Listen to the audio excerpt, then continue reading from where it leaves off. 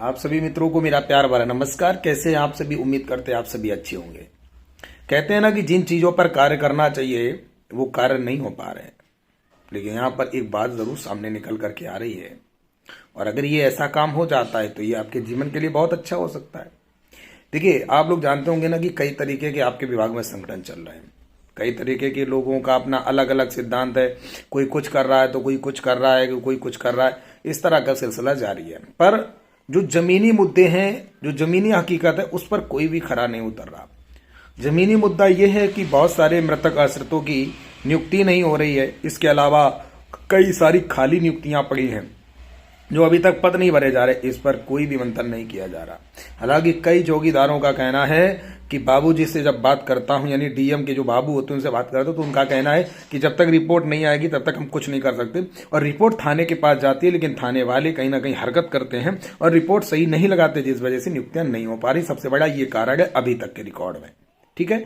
दूसरी बात, अभी एक कहानी और समझ में आ रही है। मेरी एक चौकीदार से बात हुई तो वहां पे उसने बताया कि भैया वहां पे बाबूजी और अन्य लोगों का ये कहना था, थाने वालों का, कि जैसे पहले जिला अध्यक्ष यानी कि जिला अधिकारी आपकी नियुक्ति करता था, यानी डीएम करता था, पर अभी इस समय सरकार ने कुछ समय, शायद लगता है चौकीदार विभाग के लिए कोई नियम बदल रही है, जिस वजह से नियुक्तियां और सारे काम रुके पड़े हैं।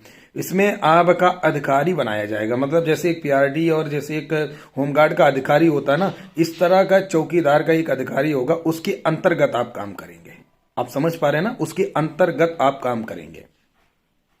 मतलब ये आप समझ लीजिए कि यहाँ पे सरकार भी घबराई हुई है और प्रशासन के अधिकारी भी घबराए हैं। इसलिए वो घबराए हैं कि यार, जब मैं चौकीदारों का अधिकारी बना दूंगा ना तो ये संगठनबाजी नहीं करेंगे। और ये अच्छी बात है, जब आपका अधिकारी बन जाएगा तो इससे आपका ये फायदा होगा कि आप अपनी हर चीज अधिकारी से बोलेंगे, आपका अधिकारी आपके सुनेगा, करेगा। तो ये जो चिंदी चोर लोग संगठन चलाने में मस्त है ना, ये सब संगठनबाजी बंद हो जाएगी। संगठन आप चला सकते हो, लेकिन मानवता का चला सकते हो। ये धरना प्रदर्शन है, ये सब वो दुनियादारी, मतलब अगर सरकारी अधिकारी, और यदि अगर मान लो आपकी तरह ही कोई संविदा या प्राइवेट तौर पे अगर रखा गया, तब तो ऐसे संगठन चल रहे वैसे ही चलते रहेंगे। मतलब ये सब समझ में मुझे आ रहा है, कोई ऐसा कुछ हो रहा है कि मतलब आपके विभाग में कोई ना कोई एक जिम्मेदार व्यक्ति बैठाया जा सकता है, और जब जिम्मेदार व्यक्ति बैठ जाएगा तो रिस्पॉन्स भी आपको देखने को मिलेगा। तो ये तो बहुत अच्छी पहल है कि यदि ऐसा हो जाता है तो मैं तो लाख लाख शुक्रिया अदा करूंगा कि भगवान कम से कम कुछ तो अच्छा हो रहा है। कई आश्रित लोगों की नौकरियां नहीं चली गई, मतलब कई आश्रित लोगों को नौकरी नहीं मिल पा रही है।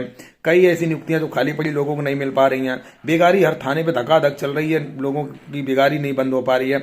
जिन मुद्दों पर काम करना चाहिए तो संगठन क्या कर रहे हैं भाई? क्यों नहीं कर रहे हो आप लोग?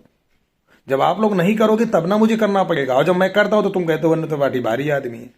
मतलब खुद तो करते नहीं हो और दूसरा करे तो भारी आदमी है। ऐसा क्यों भाई? भाई अगर मतलब जब आप नहीं करोगे तभी ना, अगर आप कर रहे होते तो मुझे जरूरत ही नहीं थी आपके विभाग में आने की। मैं क्यों कर रहा होता? आप अगर सही से चल रहे होते, आप ठगी विद्या बंद किए होते, आप ठगी विद्या ना कर रहे होते, आप बिगारी पे काम कर रहे होते, आप इन मुद्दों पे काम कर रहे होते, तो मेरी जरूरत ही नहीं थी। पर आप लोग नौटंकी कर रहे हैं, इसलिए मुझे आना पड़ा। और ये मेरी एक मजबूरी है कि इस विभाग में आकर के जब तक मैं सम्मानित इन लोगों को नहीं बना दूंगा, जब तक इनको जागरूक नहीं कर दूंगा, एक दिन वो आएगा कि सफलता हमें अवश्य मिलेगी। जो लोग ये कहते हैं ना कि चौकीदार कभी जगेगा नहीं, मैं कहता हूं डंके की चोट पे कि चौकीदार अनु त्रिपाठी जगा के मानेगा, और सारे चौकीदार हुंकार भरे के रहेंगे, और सबको होशियार कर दूंगा कि जीवन में वो ठगेंगे नहीं, लुटेंगे नहीं, और एक सही मार्ग पर चलेंगे। जय हिंद, जय भारत।